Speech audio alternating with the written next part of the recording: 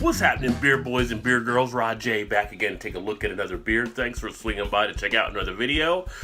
Tonight, I'm taking a look at one out of Pennsylvania, Victory Brewing, and their Tart 10. So this comes in at 10% ABV.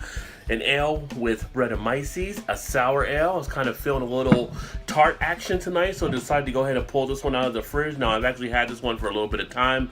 Still in good shape with everything, but I figured I need to go ahead and get it done since I'm trying to rotate everything through the fridge. This one actually uses the Saaz hops, which if you've seen the other videos I have been doing with those little minute type videos and talking about different hops, Saaz was actually one of the hops that I did cover. So if you get a chance, make sure you check that out as well. Let's go ahead and get this open and get it into a glass and see what this has to offer. Now this one actually took a little bit of time to get that cork out, so it was fighting me a little bit. We're looking okay on the pour thus far. We see there. Opens up very nicely. Came up with pretty much a 2-finger head, so a pretty decent pour. It's got a nice amber color on it. It looks a little bit more reddish, I think, on the camera than it actually is.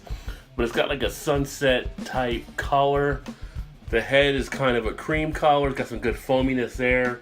Get a light behind it. Not really seeing through it as much. Now this is fermented in the bottle, which is causing some of that haziness as well.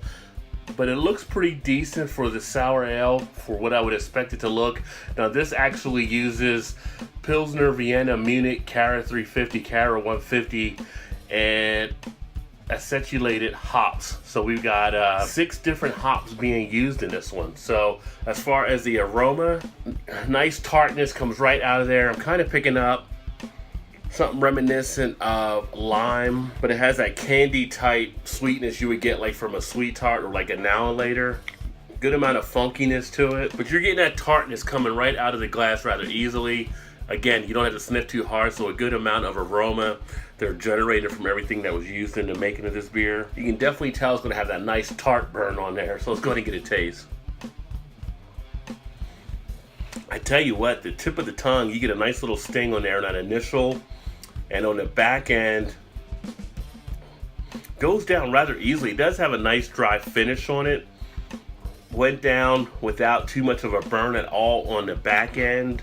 In the mouth, I'm picking up some of that sourness that you expect to get. Getting some good astringency in there. The texture is actually pretty sturdy, not too thin at all. Again, 10% ABV, so this one has a little bit of a kick to it. This is one, of course, that it can sneak up on you. I'm not really tasting the alcohol as much. I'm drinking from a 22-ounce bottle, so you probably wouldn't pace yourself if you had something like this. This is a size that, with this bottle, you would probably want to share with a friend. But I'm going to go solo. I think I'll be okay. That texture has a little bit of a syrupy type feel to it. I do like the stickiness I'm getting from it, as far as it really does lace nicely onto the roof of the mouth, so that's helping to keep the flavors around. Pretty good duration on the flavor thus far.